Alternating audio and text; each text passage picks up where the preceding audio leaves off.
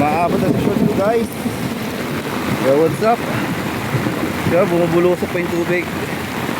Kita niyo yan. Bumubulusok pa siya. Ayan po ang baha dito. Kaya nag-decision na po ako talaga na umuwi na.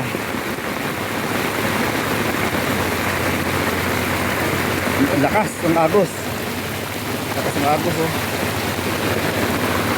Kaya nag-decision na po ako guys na umuwi. Hindi ko tinapos yung 8 oras sa trabaho dahil ako rin po mahihirapan mamayang gabi.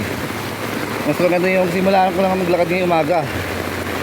At least maaga pa, maliwanag, hindi pa ako mahihirapan.